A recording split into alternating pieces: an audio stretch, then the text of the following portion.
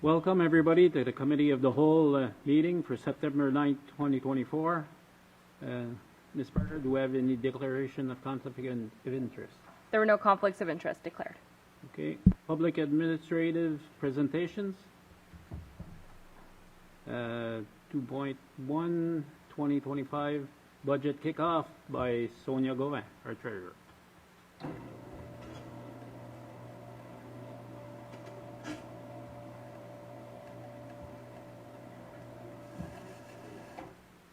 She does. All right, so thank you and good evening. So tonight we officially start our budget for 2025. It seems we just ended 2024, but here we are. Staff has already been internally working on it since August 14th, but now we're at the point where we're introducing to the public. So tonight we start with the request from committees and commissions. So I think that's pretty much all that's on the agenda tonight is the requests from different committees for next year's budget. And this is a committee of the whole, so every time you will see that it's a regular Monday evening meeting, it's at 6:30. However, you will notice that we have different blocks for budget sessions. Those are on Wednesdays at 6, just because it's numbers, it's a long night, so we don't want to get out at too late in the night with numbers.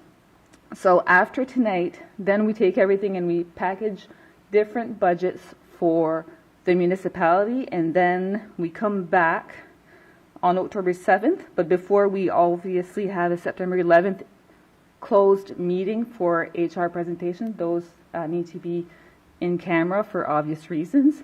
But then on October 7th, we have the DBRC budget presentation for their 2025 levy. That is on a regular public meeting. Then on October 9th, it's on a Wednesday, we have a bigger session. We start with the capital general fund budget, then the capital utility fund budget, the operating utility fund budget, and then we will be able to review the regional service commission budget items, which we have a date of September 18th for their public meetings for their first draft to be presented to the members, and we'll be presenting that for the full council here on October 9th. Then on October 23rd, which is also a Wednesday, we'll start with the operating general fund budget, the first draft, because by that time we should have received our assessment base from the province. Then we'll review the utility fund again and the capital budgets. Sometimes we have tweaks to make for those following the first meetings that we had. Then if we need a review and make adjustments depending on discussions with council from the previous meeting. Then on November 4th, it's not that long, so we can do it on Monday. We will review all of the budget. If we do need an additional meeting, we have the November 12th Committee of the Whole session targeted. And then for final resolution to be done on November 18th. So we should be all wrapped up by November 18th if everything goes well with the resolution, sent off to the province the day after.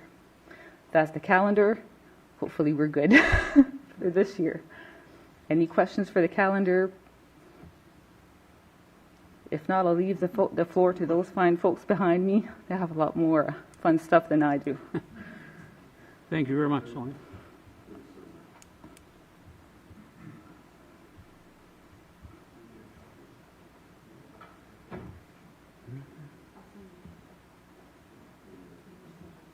She'll send it to you.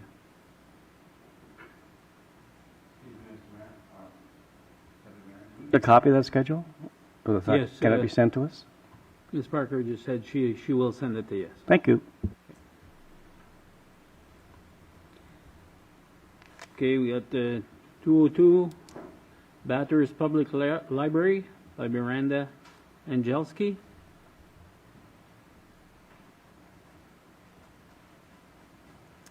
Good evening, everyone. I'm Miranda. I'm the director of the Bathurst Library, and I would like to briefly outline the 2025 budget request. So as we know, the Bathurst Public Library has been operating as a cornerstone of the New Brunswick public library system since 1967. We offer essential services, access to information, and a safe, welcoming place to gather for more than 12,000 Bathurst City residents, and as well as more than 4,000 people living in Bathurst Parish. From bilingual story times, free income tax clinics, creative writing groups, ESL, FSL conversation circles, to study rooms, the Bathurst Public Library has proven itself to be a dynamic, inclusive, safe, and irreplaceable space for all members of the community to come, read, play, connect, and learn. The budget you provide is essential to our ability to continue to uphold the standards, personalized service, and welcoming atmosphere that the community of Bathurst has come to expect when they walk through our doors. We are grateful for the ability to connect with the community members as a hub of knowledge, inclusivity, acceptance, and learning. So for the 2025 budget, the library is requesting a total of $23,092. There are two key areas that are essential this year, the first being computers and technology. We are requesting $8,617 specifically for items related to computers and technology, including yearly subscriptions for library technical services, which are crucial to the maintenance and upkeep of both public and staff computers, as well as $6,833 specifically to purchase 5 new circulation computers, 1 administrative computer, and 1 public use laptop for programming purposes. The administrative computers are past the replacement dates and are crucial to library services and operations. They are key since in 2023-2024, 71,249 items were checked out of the Bathurst Library, meaning if those computers aren't operate perfectly, then we kind of run into some issues. Our next key area would be supplies. So we're requesting a total of $12,975 for furniture for both patron and staff use. Specifically, $7,100 of that would be to purchase new furniture that will be more functional, durable, and modern. The patron lounge seating has not been replaced since the opening of the library over 20 years ago. They're also difficult to clean and can be quite unhygienic. The library is also requesting $1,500 for programming supplies. This is an increase from the $500 requested in previous years. However, the number of programs have also increased from 25 programs offered in 2023 to over 205 programs offered in 2024. This demand and traffic the library has seen has increased significantly, and therefore we need to be able to purchase more supplies to continue offering the same level and quality of service that our patrons are used to. And that is everything. Any questions? Councillor Burnett? Thanks, Mr. Deputy Mayor. Thank you for your presentation. I just want to compliment you on the library and how it's run. Often I've been in with my grandchildren, a nice, bright, friendly place with a really well-stocked children's section. And we've taken many books out and enjoyed them. And I just thank you for the atmosphere there and for the availability of the books. I appreciate it. Thank you. Thank you so much. Councillor LeBlanc? Thank you very much. Thank you for the presentation, and I second everything Councillor Burnett. Maybe I'm the old guy now. Was saying, I just was that in the package of your whole budget, or okay? I didn't see it. I must have missed it. So that was basically my only question. I just wanted to be able to look over it. Oh, yes, perfect. So if you already sent it, then forget my question and have yourself a lovely evening. Thank you. Councillor Anderson? Thank you, Mr. Deputy Mayor. In regards to the 8617 items related to computers and technology, you said that was for like licensing? Oh, sorry. So the actual 8,617, so that's for all computer purposes. That's including the 6,883. So it's not 8,600 plus the 6,800 No. on top? No. That's okay. Yeah. That makes more sense. Yeah, apologies. Okay, thanks. Councillor Ondas? Thank you, Mr. Deputy Mayor. Thank you for your job. Thank you. I know I go to those meetings and I see how dedicated you are to this place. And since I've been elected in 2016, we put new flooring in that. There's going to be a new paint job in that coming up this November. So they're trying very hard to make this place the cornerstone of this building, and it's showing on their end how hard they work. They have a dedicated staff. They have a member of their staff that has 35 years in the libraries.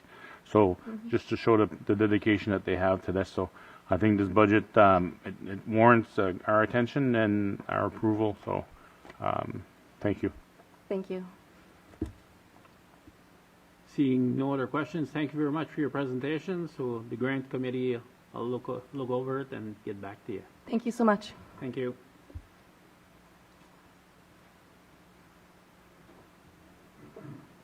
Okay, 2.3, Nipisiguit Sports Lodge by Peter Kana.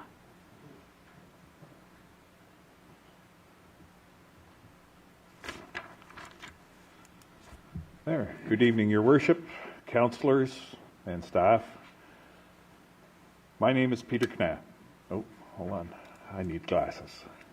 My name is Peter Knapp. I'm here representing Nipisiguit Sports Lodge Snowmobile Club. Established in 1970 by a small group of individuals, of local enthusiasts, our club has grown to membership of over 1,300. Our impact on winter tourism in the Bathurst area is immense. Our goal over the years has been to constantly improve our product. We find ourselves in need of your support to improve our main trail in order to start attracting visitors to our city sooner and to keep them here longer at the end of the season. Our primary trail, number 19, that runs along Highway 11, is in need of a culvert to safely cross a bog located near the St. Anne Street snowmobile crossing. For years, we've tried numerous things to establish our trail's usability early, before the complete freeze-up comes, and later in the season to keep the route open to our hotels. With the installation of a culvert, both these problems will be solved, and we'll be able to keep our tourists longer, filling our hotels, eating at our restaurants, and shopping in our stores. We're requesting a contribution of $35,000 to make this a reality. Thank you for your time and consideration. I'm willing to take any questions that I can answer. Any questions? Councillor Burnett. Thanks, Mr. Deputy Mayor. Question, how did it turn out last year where the council dedicated 20-some thousand for a culvert or a bridge along the trail coming in? How'd that work out? Absolutely fantastic, Stephen. Councillor Burnett. Yeah. That fixed up the bridge that was basically going to eliminate our main trail from the city north to all our south to all our snowmobile trails, our main trail system. This will also help. Right now, we are running through a bog. We're having to put pallets down. We're harming our equipment by continually running over this area. Yeah. So your contribution last year was very well used and implemented. Thank you. My second question, Mr. Mayor, this might be not to you, it might be the treasurer. Would this come out of the city budget or would it come out of the tourism levy budget? And do we deal with it at the same time, or do we look at it in two separate issues, tourism levy and city budget? You're on, I think.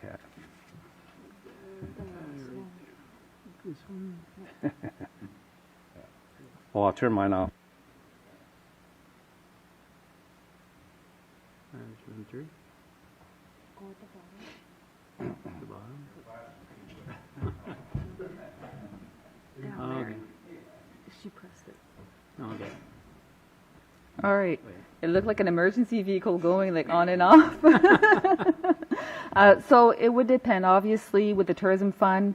The goal for the tourism fund is not to give it as grants, but to contribute to the community or infrastructures inside the community that would promote tourism. So sometimes staff at one point may come with a budget that say, hey, we could do this grand thing and we would deplete it. It's not necessarily it can either be in a case where the lodges, which is direct tourism, be given as grant, which we've done before, but the tourism fund is not to be like an open field where it's like an additional grant fund. It needs to contribute to tourism, obviously, And we could look at a whole package. So obviously, when we look at the budget, depending on where the cap that we want to put at grants and the cap that we want to put according to projections for the tourism, and if there's other projects in place, it can either come out of both for this specific project because it is so related to tourism, but it is very case by case. It's not like an additional grants bucket. That's not what the goal of that fund is. It really is to contribute to tourism, to bring in more people in.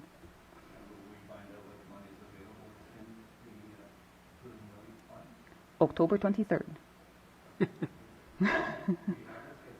Yes. Thank you, Mr. Louet. Councillor LeBlanc. Thank you very much, Deputy Mayor. That 35,000, is that the total cost of the culvert? Is there an extra cost that you guys are covering a part of it? What's the exact cost of? I believe those are the numbers that were given to us by the city because they did a study on putting the culvert in. So that is the cost. So that's the total cost? That's what to my best of my knowledge, that is the cost. Can we go through to Matt?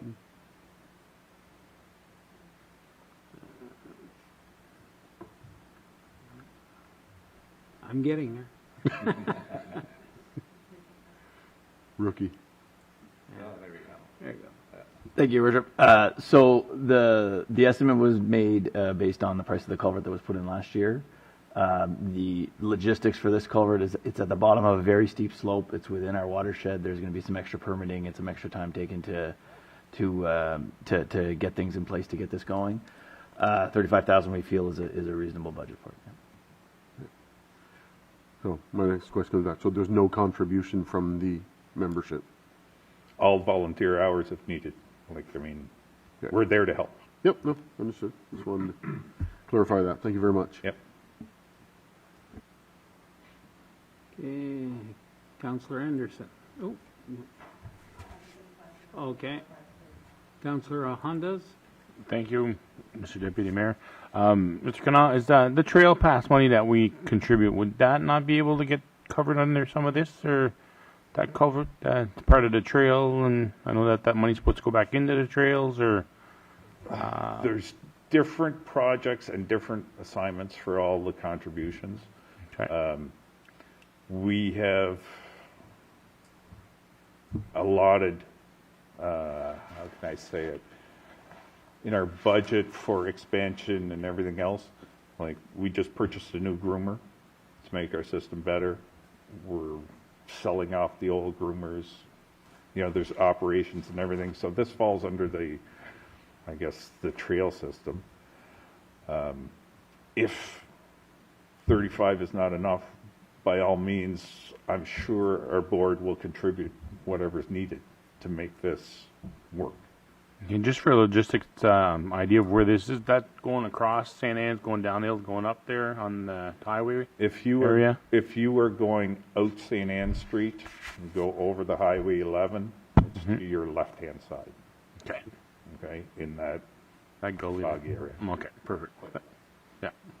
It's best I can do with that answer. Thank you. Okay.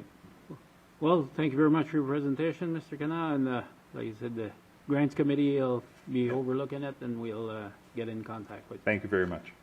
Thank you. Yeah. Okay. Bathurst Heritage Trust Commission by Nancy Culligan-Brunner. Good evening, Deputy Mayor and Council. I'm going to, in the interest of keeping timing down, I'll read out what I've given to each of you, and I realize there's a typo in there.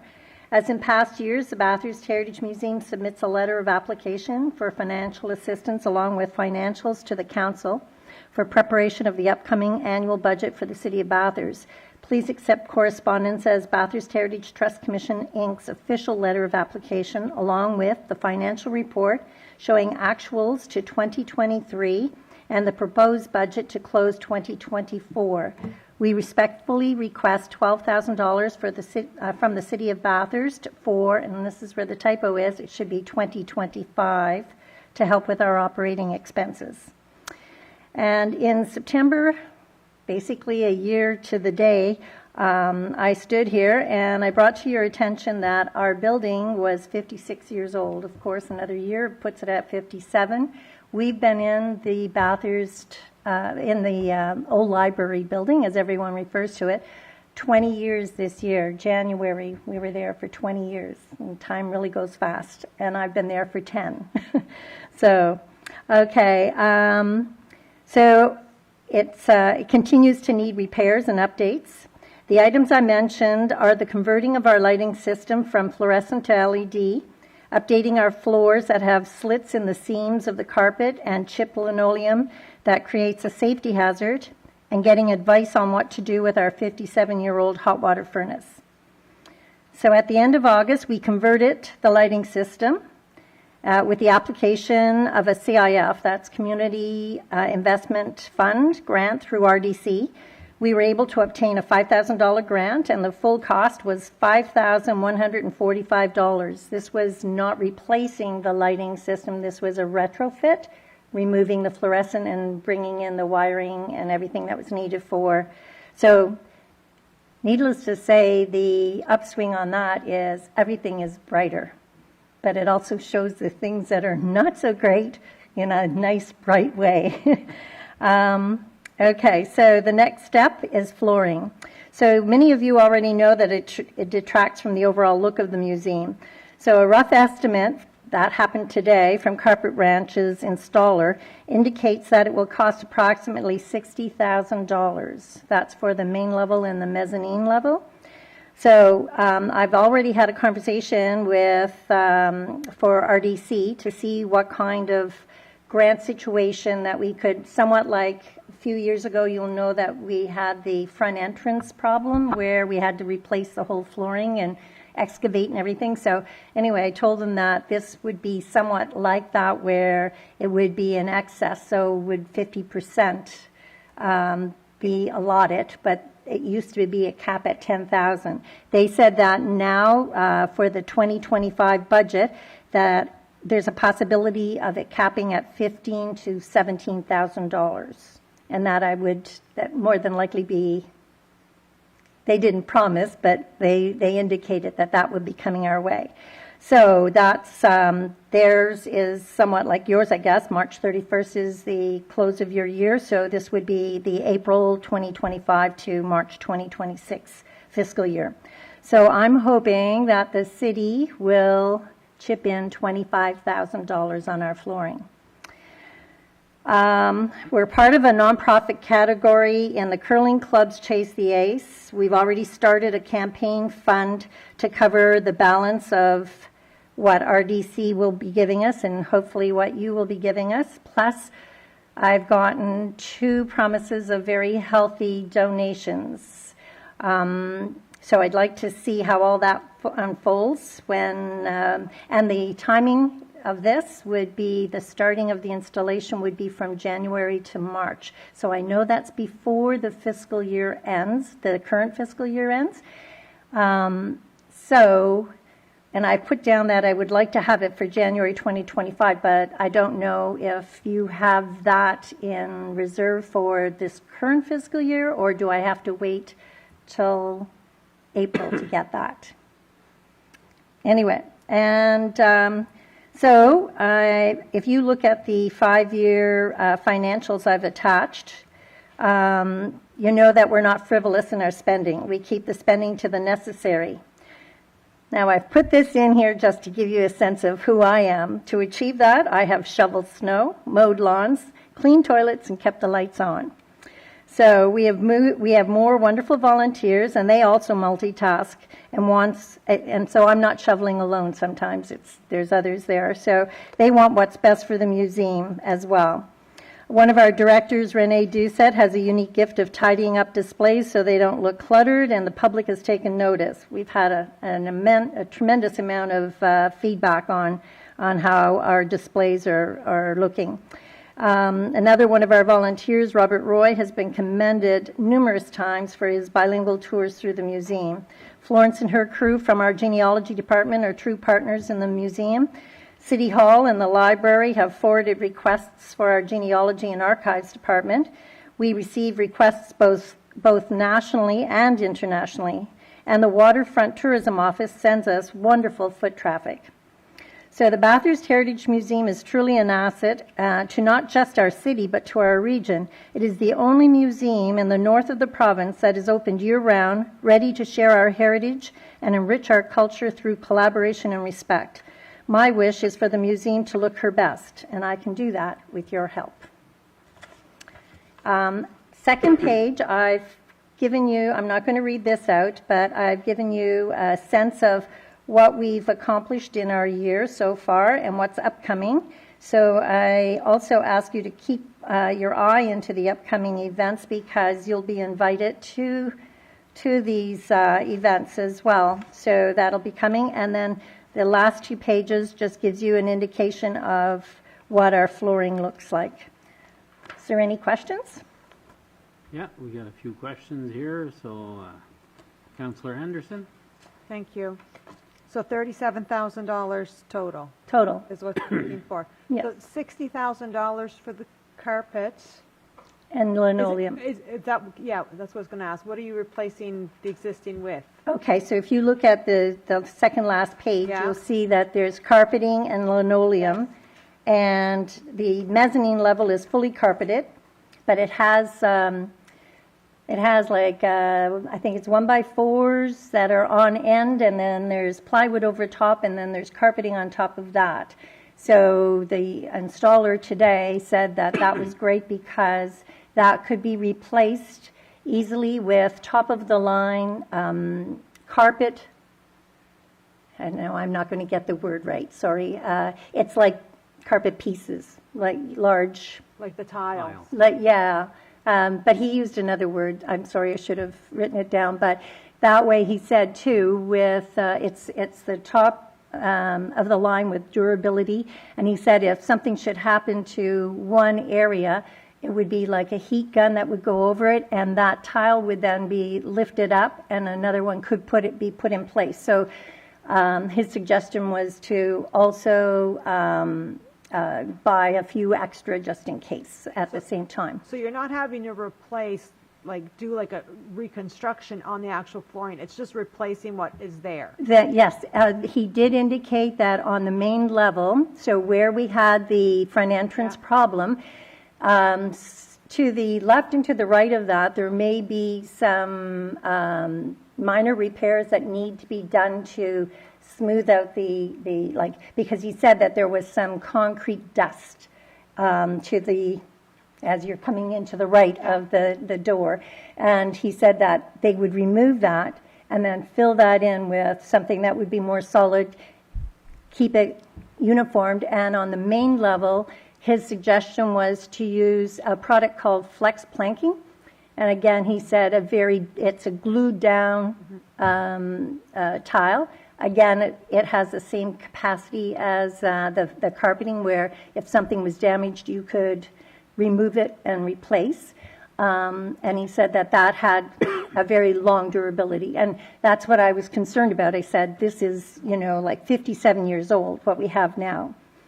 But I need something just as durable. I won't see it in 57 years, but I want it to be a long-term solution. Do you know how many square feet you're dealing with? He had 2,800 square feet on the mezzanine level and 3,500 square feet on the main level. Okay, great, thank you. Any other questions? Okay. Councillor Legacy. Thank you, Deputy Mayor Willett. Just a small little clarification there. I know provincial and federal goes until March, but we are calendar year. We end in December. Okay. So this budget, I'm pretty sure, is all set. There might be some left. You'd have to ask our treasurer. But Okay. but the 5-year financials, did we get a copy of that? I don't Yes, they should be attached to. No, we don't. Oh, This, it's not. I apologize. I have it. I had it right out. So when I was photocopying, I didn't. I will email, and then you can share, Amy. Yes. Okay. Thank you. Yes. Perfect.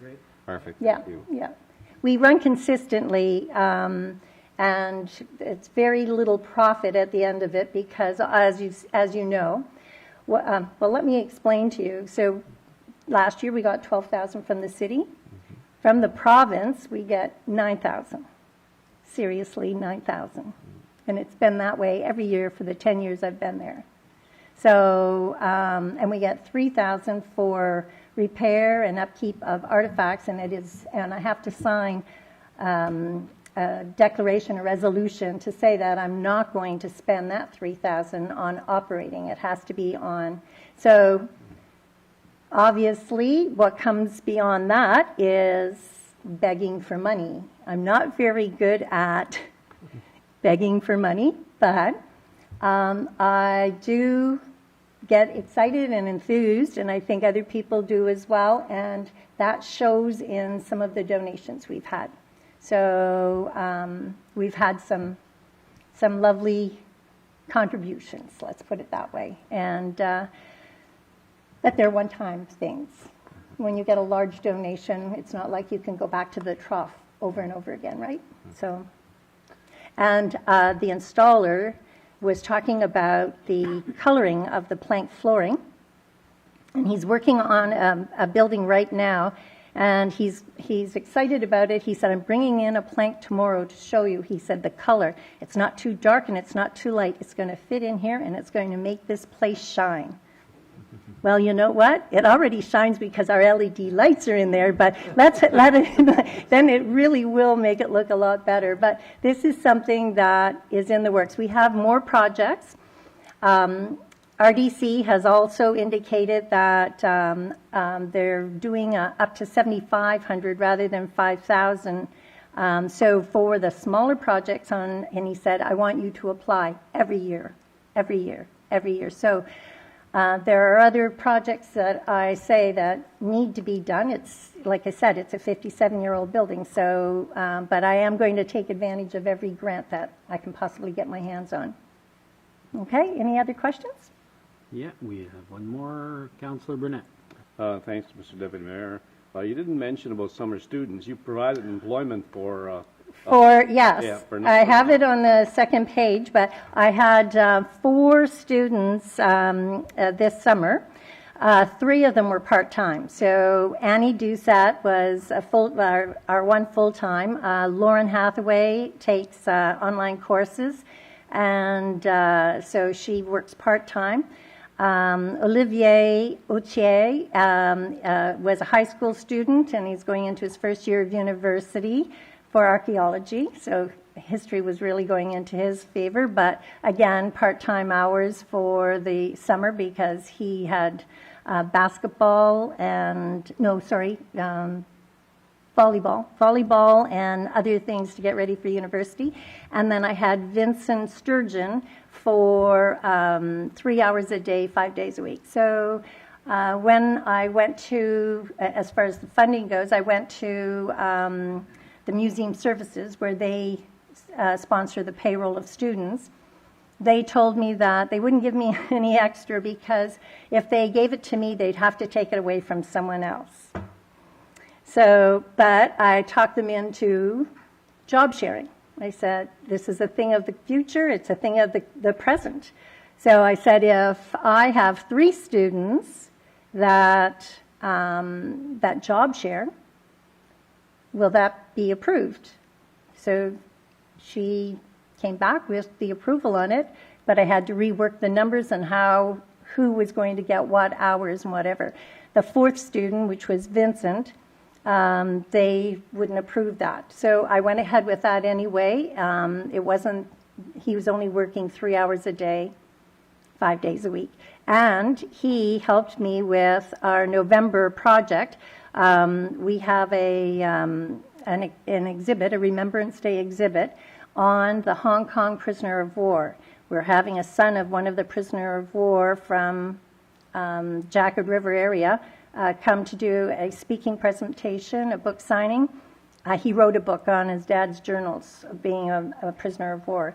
And Vincent helped me with the Veteran Affairs website downloads, and we got all the names of the 963 names. Now we're going to be data sorting that and correlating it and finding out just how many are in our region out of that group. The actual data is completed. Now it's just a matter of data sorting it. And just to bring it out, there's a lot of, no, let me put it this way. There's a lack of knowledge on the Hong Kong prisoner of war. It's a battle that was lost, and a lot of the actually current soldiers, the veterans, they don't want to talk about it because we lost. Well, you know what? Those people lost their lives.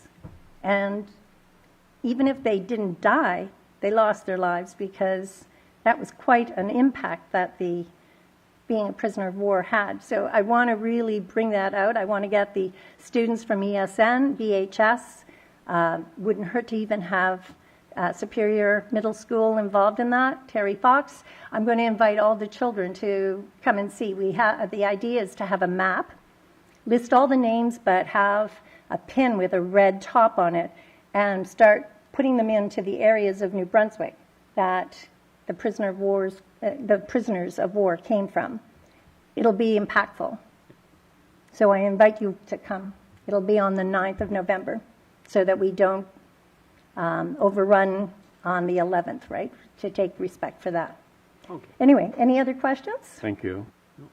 Well, thank you very much for your presentation, Nancy, and thanks for the good work you're doing. And the committee will get back to you after budget season.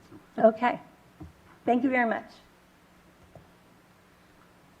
Okay, 2.5, Coordination Park Committee by Councillor Anderson. Going to do it from there?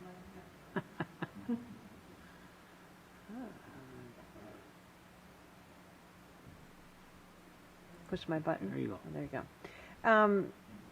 Our president of the committee couldn't be here tonight, Scott Ferguson. He's out of town, so he asked me to replace him tonight. It's pretty simple. Last year in our budget, Coordination Park Committee was awarded $500,000 to upgrade the splash pad to make it bigger.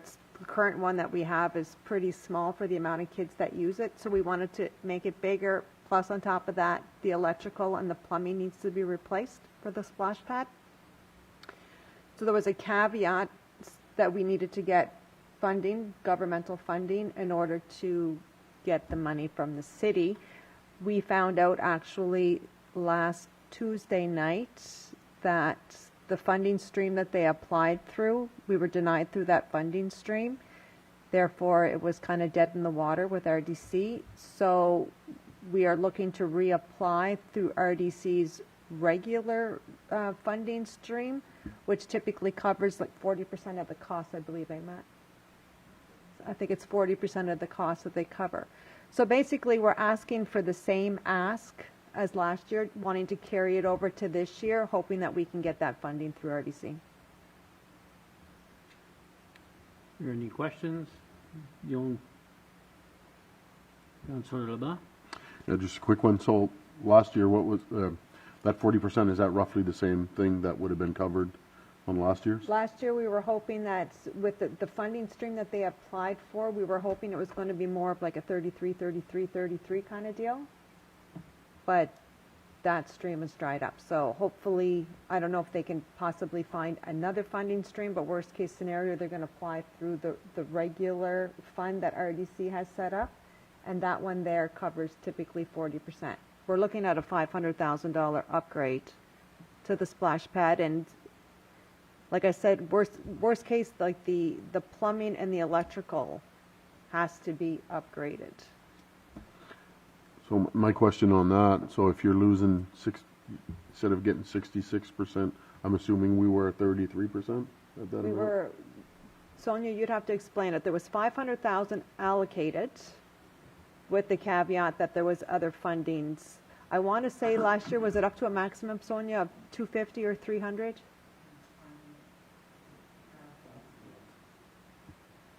I don't remember.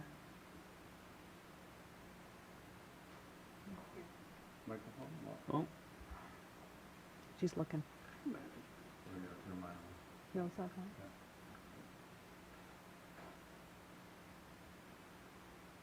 So the total was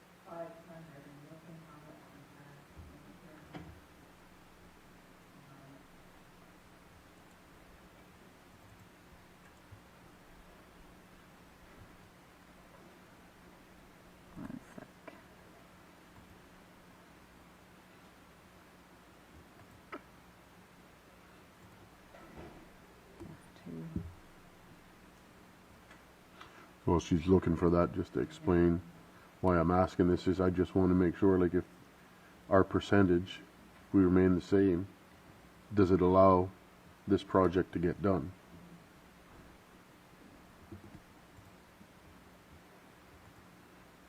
And looking for the percentage we attribute it with. Yeah.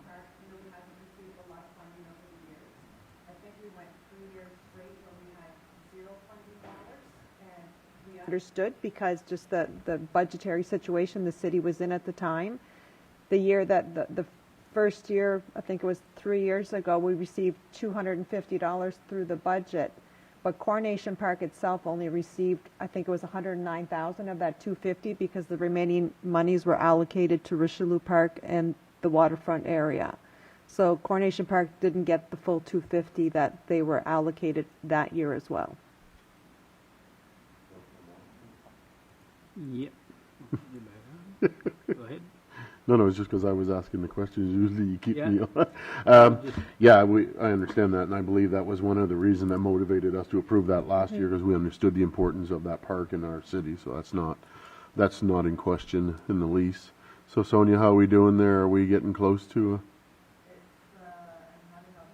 Well, what we can do is just look at it afterwards. At the end of the day, my request was really simple.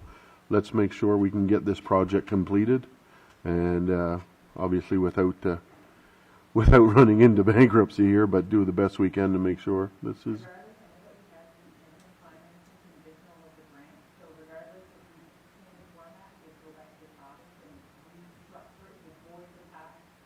Well, and we would recalculate it going forward.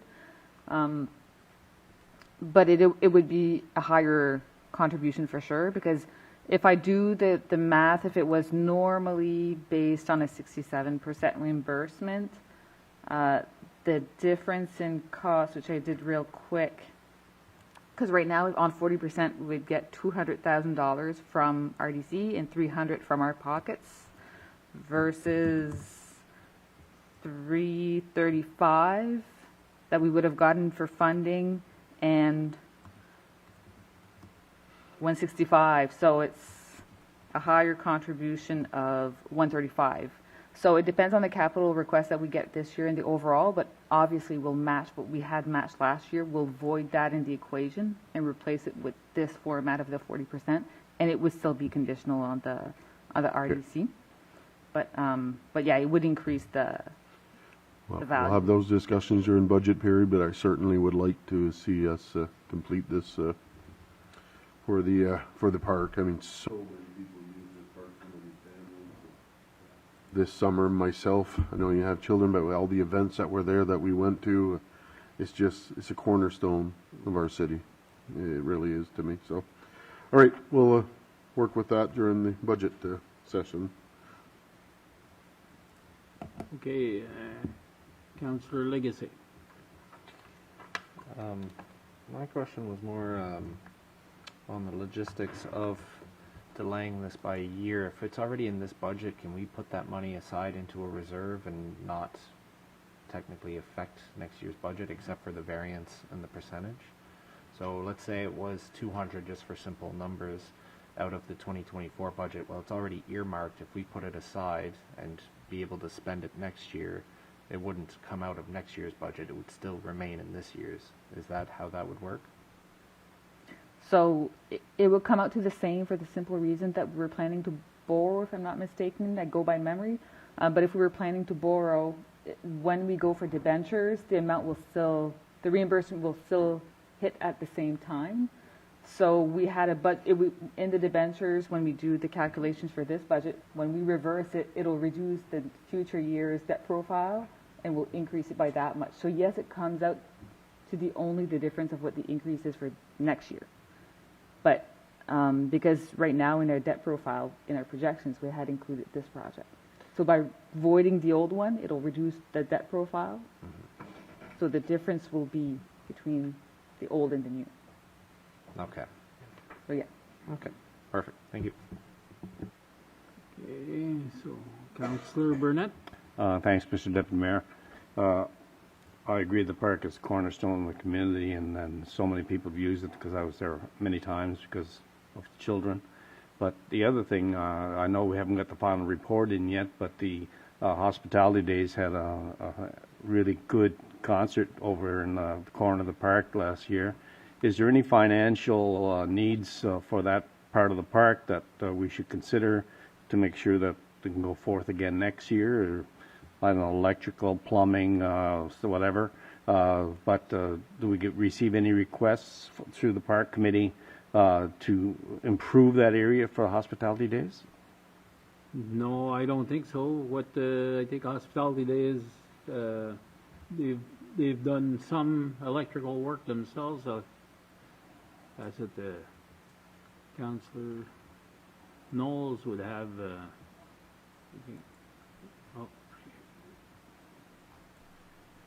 Okay. Thank you, Deputy Mayor. Yeah, we worked in conjunction with the city last year. The Hospitality Days Committee contributed, I believe, equally to what the city's contribution was. So was electrical upgrades were done, which really helped for now and for the future, if we continue on, yeah. So you're okay for now?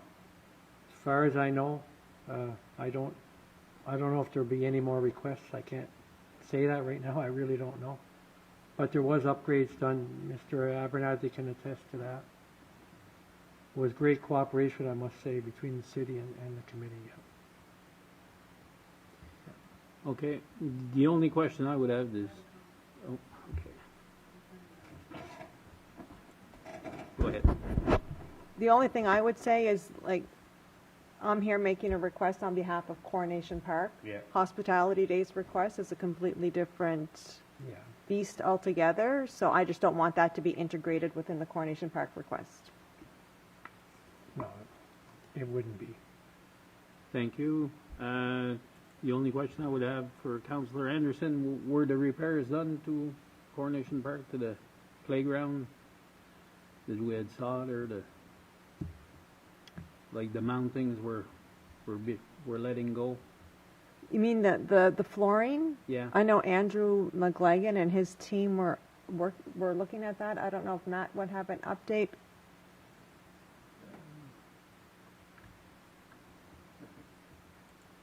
That'd be more of an operational question for Ryan Wilbur and Rennie St. Pierre at the moment. There's a turnover of supervisors in that department as well, but that the park's open, I assume that some repairs were done. Mm-hmm. Yeah. Okay, thank you.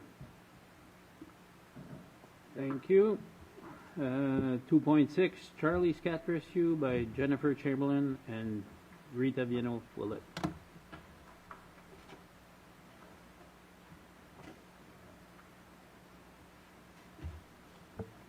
Okay.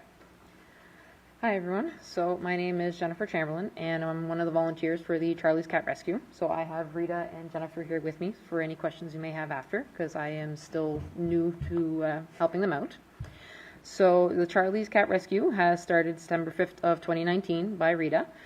So here we are about 5 years later, and last I got these numbers last week, 1,107 strays have been rescued. So that doesn't include the 4 that came into my house today, or the 2 or 3 that will be coming in as soon as we have a foster place to put them next couple days. So 850 of those were adopted out, 140 still remain in our care in our 29 foster homes, and 117 were transferred either to other rescues, lost, or deceased. So talking about cats, so last year we took in 272, and so far this year, as of the end of August, we are at 121, again, not including the ones that came in today. Last year, we did manage to get 250 spayed and neutered, and as of this year, we are at 128, 45 which are ready to be fixed. We're just waiting for appointments with the veterinarians in our region. So, money-wise. So when I say vet bills, I mean anything that we would pay directly to a veterinarian. So anytime we get in a cat that is sick and needs medication or operations, things like that, the vaccines that we give, the dewormers, the blood tests to get them fixed and microchipped. So as of the end of August this year, we are already over 57,000 just in vet bills. We are almost at $9,000 in kitty litter. And just as a note, our kitty litter is bought locally at the Bathurst Agricultural Society. And then we are at about $21,000 for cat food, for hard and soft food. So that's the numbers that we have for this year. So just, I guess, a bigger wow number is last year in vet bills, we were $120,000 put in for that. So just as a general, I guess not so much comparison, but just an idea. So with the Charlie's Cat Rescue, another local rescue is our Bathurst SPCA. So the info I got from here is from the SPCA their website. So we charge $125 for a cat, regardless if it's an adult or a kitten. They charge $160 for a kitten, $130 for an adult. Cats that leave our care are always spayed and neutered.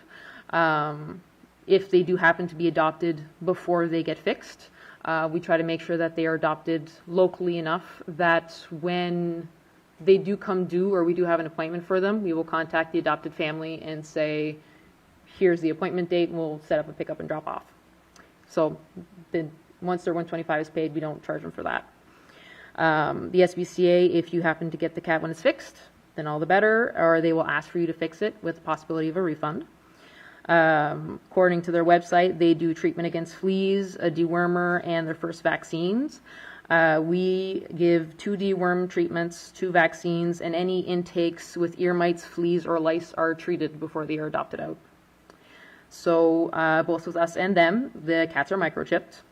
And then one of the few real differences is that the SPCA will give a 30-day pet insurance, while we do a blood test for feline leukemia and immunodeficiency. So that way any cat who does have health problems, who is willing to adopt them, they know what they're getting into with that adoption. And we also don't charge a surrender fee.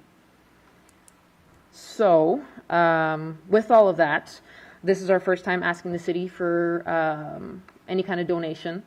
So we are hoping to get $10,000 from you guys. If you can give more, we will take anything you can, because getting these cats fixed is expensive. If you can give less, we'll take whatever you can offer. Whether if there's anything left from this fiscal budget, or if you want to set something up with us. Ideally, if the rescue is still active, if we could get like a 5-year promise, just so that way, I mean, the money's always going to be needed. There's always going to be cats. There's the amount of strays within the Bathurst and surrounding area is absolutely crazy. So money will always be needed. Any questions? Okay, so we got a few questions here. Councillor LeBlanc. Thank you. Yeah, I'm just doing some quick math here. Wow. Mm-hmm. You guys really, yeah, you're in tough, because by my math, it costs about $350 a cat. Just, I mean, it might be off by $10 here or there, but that's we had those numbers ready just in case you asked, but yeah. And you know, God, it's really nice to see, you know, the work that's being done. Mm-hmm. When it comes to what you're asking for, like a 5-year plan and stuff, mm-hmm. I know personally, and this is just me, I'd much rather you come in with a budget every year and show us what it's costing you, and what I'd also like to see what the intake is, you know, right? Yeah. This just numbers guy. Yeah. Like better looking at it that way. Certainly would love to help. We'll see what we have available. But yeah, I mean. Because the other thing with asking, I guess, a budget, I mean, we can, when it comes down to it, we can kind of go back and forth with numbers, but it's hard to say, you know, we need $200,000 to completely get it for next year, because we don't know how many cats are in the region. You know, like last year we had 272 come in, but we're only at 121 so far. So some years. Yeah, I understand. What I'm saying here is like come back with, okay, well, 2024, if you come back next year. Okay, yeah. You know, we had this much money come in. It cost us this much. We had this many cats. Mm-hmm. This year, for X or X reason, we're expecting more, less, or the same, whatever. Mm-hmm. When our costs, you know, well, let's say vet costs have gone up 3%. Like just that type of stuff, right?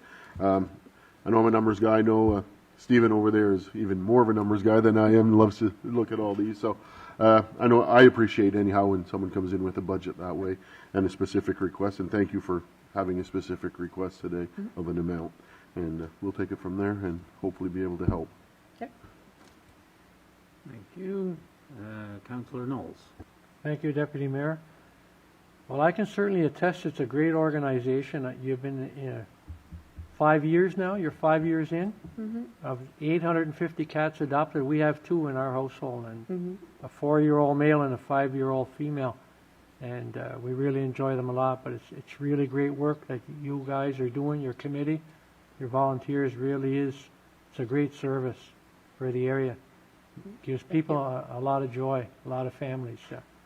So we'll take a look at it and see what we can do to help out. Yeah, appreciate it. Thank you. Councillor Anderson. Thank you. What areas, do you accept cats just from the Bathurst, from the city of Bathurst? Do you accept cats from all over the area? All over. Do you want to? We basically cover the same area as the city, like Shelburne, like up to Belgium, Alordville. You want to come up to the podium? Come on up to the mic. Folk shop. Okay. So we cover mostly the outskirts of the city, but there are people that do call us once they have called the SPCA, and there's different circumstances where we might consider taking a cat from the city as well, but basically the outskirts. So you mainly take from the outskirts of the city? Have you contacted any of the LSDs or other municipalities No, to help with funding? This is our first time, first attempt. Okay. Just to give some more figures, like you're asking about figures, like last year, our expenses were $180,000, and we were short about $18,000. So that means that the volunteers have to do more fundraising because all the money we receive is donations and fundraisers. Like we have partnership with the Kingsmen for the radio bingo. We have one lady that does online fundraising for us, but last year we were short about $18,000. So that's why we're trying to get a little bit more and not ask the volunteers to do more because they are already looking after the cats. Like we foster, all the volunteers have cats in their homes, and we operate the rescue as well. So we're trying to look at other areas where we could get some money.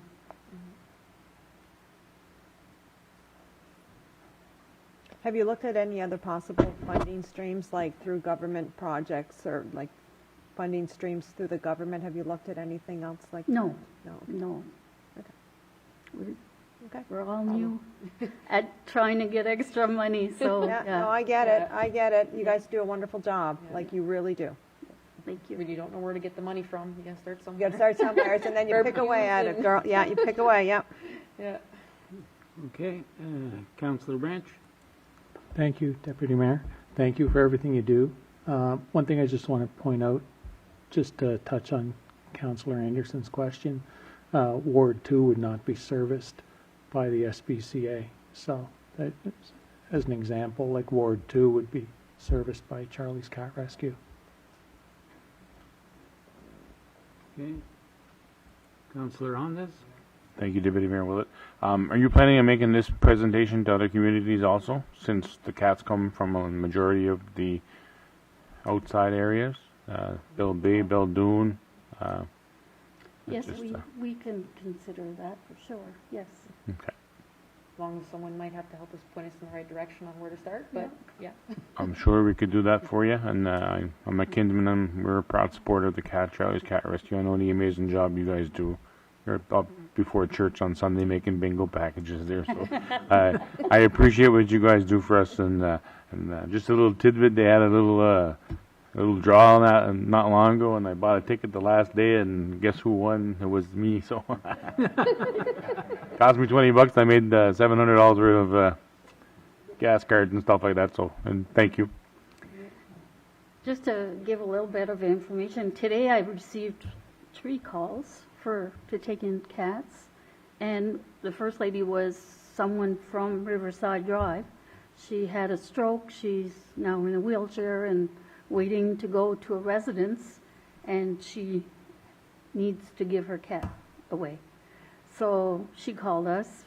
Then there was somebody else walking the trail in South Bathurst area, and they found 2 cats, and they called to see if we could help. And of course I asked if they had called the SPCA, because it's within the, and he did, but there was a surrender fee being asked, and the person couldn't afford to pay the surrender fee that was being asked. So they're looking for somebody else to take the cat. And then there was another as well. It was health issues within the family, so they were having to give the cats away that they had in the home. So we tried to help the strays and abandoned cats, but there's also demands for other, like, for example, if somebody that lives in low rentals, I don't know if you're supposed to see that, but anyway, sorry. They have a female cat that wasn't fixed, and they have 5, 6 kittens. They can't. No, because if they want to turn them into the SPCA, they have to pay a surrender fee. And some people are, maybe they shouldn't have cats, but they end up having them anyway, and then if they're not fixed, And then they end up with us. Exactly. Yeah, I totally agree. Like, for me, if you can't be a responsible cat owner, you shouldn't have a pet, plain and simple. But there's a lot of them I know. around. I know. Yeah. So if anybody wants to volunteer some of their time, we have lots of stuff we need people to do. Got applications to go through, and Yeah, I mean, we try to run rescue like a business, like we have spreadsheets for the financial and all the medical stuff being done for the cats. Everything is down. Monica Oliver is our bookkeeper. She had a debt in her family on Saturday. She was supposed to be here tonight and would have been more, but I mean, the finances, I know them as well, but she would have been able to give you more figures, financial figures. Okay. Councillor Burnett. Thanks, Mr. Deputy Mayor. You do take care of cats and serve the outlying areas, but Councillor Knowles just said he adopted 2, and he lives in the city. Yes. Do you have any idea how many people from within the city might have adopted cats over the last year or 2? Not just the outlying areas, but there must be some other people? Or? We haven't kept track. Oh, okay. On the computer, I mean, we have it manually, but we haven't. But there must be other people like Mr. Knowles yes, in the city that have adopted. Yes. Yeah. Yes. Thank you. We try to keep it within like a 75-kilometer radius of the city for especially like the younger cats. But we had an older pair that went all the way up to Moncton a couple weeks ago. Yeah. So. Councillor Scarry. Definitely thank you folks for the fine work you're doing. I live in the St. Anne area, and many, many years ago, and I think it's still a situation that happens. My son and daughter were walking up the road, and they found a box of kittens. A couple were alive, and, well, we ended up with the 2 cats. We did the scary cat rescue. And I realized that what happens is, that's still something that's going on, and definitely with what you guys are offering and what you guys are doing, it's giving, those cats an opportunity, and it's giving the people to find them a venue. One of the things that I wonder about, because we had an incident where there were feral cats and there was, at that time, which was probably about 5 years ago, there was nobody that wanted to look after them. There was no way so we ended up taking it upon ourselves to trap the cats, and ended up having to do what we had to do with them. But is there anybody, do you guys offer a service for feral cats, or is there something that, because that seems to be something now that there seems to be a lot more of, that, you have two cats that over a short period of time, those 2 cats have more cats and more cats and more cats, and it winds up being several hundred in a very short period of time. Yeah. Well, depending on how feral a cat is, Mm-hmm. if they're aggressive, we can't really expect people to foster them in their No. homes. Mhm. So we have to evaluate that. Yeah. Because the cat has to be able to live in a home. Mhm. Because we don't have a building or a place to put them if they're feral. Yeah. So the Karma was supposed to deal with feral cats and colonies and stuff like that, but I don't think. Yeah, we had a hard time. Like I say, we had a hard time finding somebody that was going to be of assistance, and we ended up doing the things that we had to do. But it was definitely hard. And I mean, for the people that would maybe find themselves in that situation, those cats are just going to continue to become a problem because they're going to. But it's amazing how many cats people will say they're feral, but they're just scared. Mhm. With a little Yeah. bit of time, they come around. Yeah. Like Charlie, the first cat we Mhm. rescued. Oh yeah, he wanted to Yeah. have a little bite of your hand and whatever he could get at. But within a couple weeks, he was able to stay in the home. See, it might have been nice at that time if this service was available. Maybe those cats, we did end up catching them. Maybe it would have been something that we would have been able to find out, and maybe they could have gone to a good home. Thank you very much for what you're doing. It is definitely a lot of dedicated We people. haven't returned one cat outside that we've brought into care. Mhm. We haven't returned one. Wow. So we try to work with them and Mhm. get them domesticated. Thank you. Thank you very much for what you're doing. Yeah, well, thank you very much for your presentation. Thank you. The committee is going to meet after budget season and that, and we'll get back to you. And I know for myself what kind of work you guys do, and I know my brother knows every vet in the province, I think, so. It's a family So, affair at yeah. our house. Thank you very much.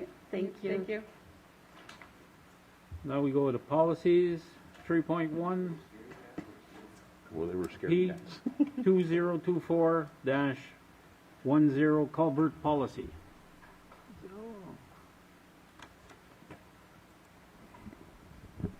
Thank you, Mr. Deputy Mayor. So essentially, what we're looking to do today is to put in place this policy to kind of solidify council's position on driveway culverts. A number of years ago, the Public Works Department was given the directive to essentially stop repairing driveway culverts at people's residences. Because their main use was essentially to provide access to the property, and they didn't serve any purpose to the municipality besides, serving access to their properties. So what in turn ended up happening is on various situations where we would do a road rebuild or we would do a drainage project somewhere, we would replace driveway culverts because they needed to be done. Certain residents would see that and say, well, my driveway culvert needs to be done as well, so they would request that the city repair their driveway culvert. So what we're looking to do here is clarify what situations a city would repair a driveway culvert and what situations the city wouldn't replace a driveway culvert. And essentially, unfortunately my battery on my laptop is dying here, but essentially, the only situation where we would be replacing a driveway culvert would be wherever the driveway culvert is impairing the drainage way of the road and threatening the integrity of the roadway, essentially. Any replacements or maintenance or repairs for anything other than have to do with the roadway would be the responsibility of the homeowner. And any debris or anything that came from the roadway would be the responsibility of the city to do the maintenance on that. And so essentially we're looking to put this policy in place so that our supervisors have a document that they can follow and they can provide residents with what council's clear direction is on the policy, so that it eliminates a lot of back and forth between the supervisors and a lot of threats to make phone calls to council and when we're really just trying to follow the direction of council from a number of years ago. So that's essentially it. There's some more detail in the sheet, but unfortunately I can't access it right now. So. So basically, you're looking just to make a policy of what we're already doing. Basically, yes. Okay. Yeah.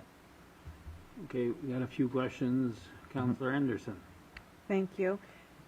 In what situation currently could a resident call and say that they need their culvert replaced and we would do it? It would be one where our snowplow struck the end of a head wall or struck a pipe, or city vehicle would have turned around in someone's yard and collapsed the pipe, like a garbage truck that's heavily loaded, and a truck that's too heavy for their culvert and collapsed their culvert, something like that. Otherwise, not a whole lot of other reasons. So I believe, though, like if the city does damage, then we should, of course, replace it. Yep. If it's our fault. Yeah. But we're not getting kind of like any absurd request. Oh, yes, we are. Or we are. Oh, yeah. And we're saying no. We're saying no to those. Yes. Yeah. Okay.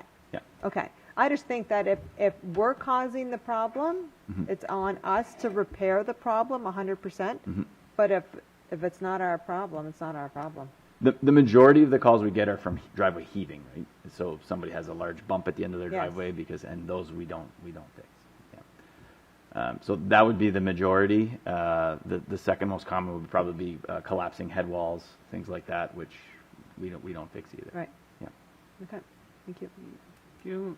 Councillor Burnett. Thanks, Mr. Deputy Mayor. Would the project on the Basin Street have brought this to a head recently? Because like you ditched the whole thing going down over the hill, and every culvert now is the same all the way down. So did the landowner have to pay for those culverts, or would the city take care of that as part of the project? That is a good example. When we did this most recent project, we did replace a couple of... Light is not on. Oh. Thank you. So that's a great example. So whenever we did this latest road rebuild, we did replace a few culverts, but a few years ago, we had some drainage issues down that hill, and we replaced the majority of those culverts already. That was one project where we were replacing culverts that were way out of whack grade-wise, but many of those culverts were draining just fine. So those residents whose culverts we didn't touch, their expectation was, you fixed his culvert, why aren't you fixing my culvert, right? And the reason why we fixed the other person's culvert is because it was impeding the drainage and impeding deteriorating the roadway. Whereas your culvert's working just fine, we're not going to touch your culvert. So in a sense, yes, this latest project didn't really bring it on, but the one before on that same stretch was certainly one where we had a lot of issues. Yeah. Yeah, it looks really great, the work with all the new culverts and the rock on the side and everything, It's well done. Thank you. Okay, we got Councillor Knowles. Thank you, Deputy Mayor. Yeah, I agree with Councillor Anderson. If we cause the integrity of the culvert to deteriorate by our work on our side, yes, we replace it. Other than that, I would say not. I think that's reasonable. That's it. That's all I wanted to say on that. Okay, well, thank you, Ms. Abernethy. We'll wait for the policy. So I'll move to adjourn. Just send it. And that's it. We're done.